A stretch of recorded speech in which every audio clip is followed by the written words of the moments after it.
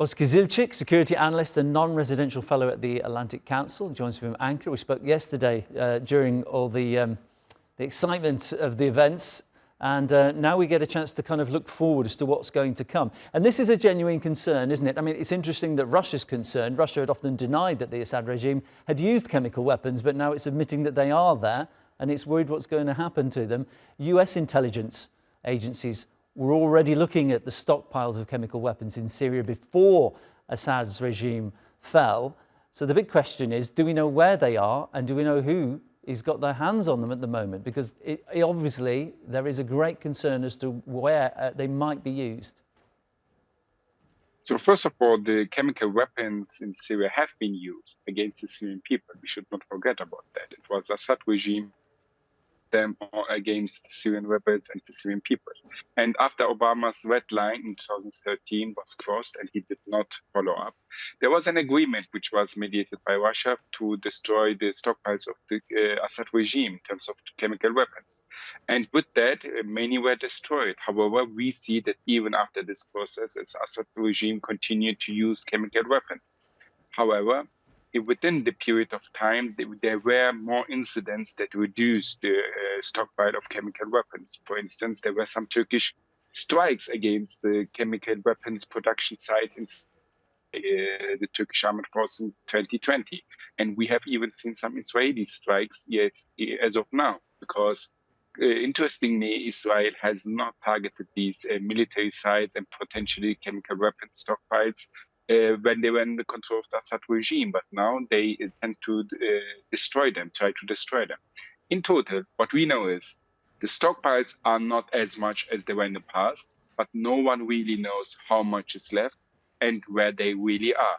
And here, I think if the transition process happens, the remaining technocrats and bureaucrats of the Assad regime will clearly show where they are. And however, here, the main issue is this new transitional government has to make sure that these chemical weapons don't go into the hands of some other forces or some maybe some potential terrorist organizations. And for that, they have already expressed their desire to work with the international community on this issue. And I think the best pathway forward to secure these chemical weapons is to work with the Syrian rebels who have taken Damascus and to work with the transitional government that will be established soon to secure these chemical weapons and to avoid them falling into hands of some misguided people. Yeah, I mean, you outlined the concerns there. It's a very bad combination, isn't it, when you've got terrorist groups in the north of the country and you've got chemical stockpiles further south, and there is to some extent a vacuum of power and control at the moment. It's a worrying combination. In terms of more traditional weapons, though, what happened to all the military assets that the Syrian army possessed? We know that a lot of their soldiers just refused to fight. They didn't put up resistance to the opposition forces coming in. But what happened to all the military assets? Were they just abandoned, left behind? Have some of them been looted and taken? So the military assets of the Assad regime are quite clearly being abandoned, and the Syrian rebels have taken so much of the spoils. Even before the fall of Damascus, it was incredible. We have visually confirmed that over 160 tanks were captured by the Syrian rebels even before the fall of Hama. However, what's happening now is that the Assad regime is no longer there, and the Syrian rebels control the entirety of the weapon stockpiles the Assad regime possessed. However, that being said, the regime's weapon supplies have been dwindling in recent years. We have seen that the Israeli strikes have targeted several locations inside Syria even before all of this happened.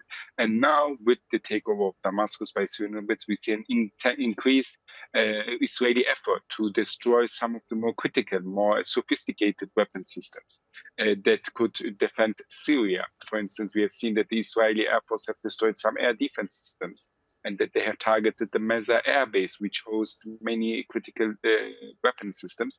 And here I think the strategy of Israel is to make sure that the new government in Syria will not possess a higher quality of weapon arsenal and that their military capabilities will remain limited. But that being said, once there's a legitimate government in Syria, I think that Syria can rebuild and rearm themselves to protect their own homeland, which will be important because, like any nation in the world, the Syrians have the right to defend themselves, and they have the right to establish an army within international law and within the norms of the international community. Yeah, and a lot of countries have been saying they want to see a kind of a strong sovereign Syria there, so some positive notes. Appreciate the update there and your analysis. Omer Ozkizilcik, a security analyst, my guest.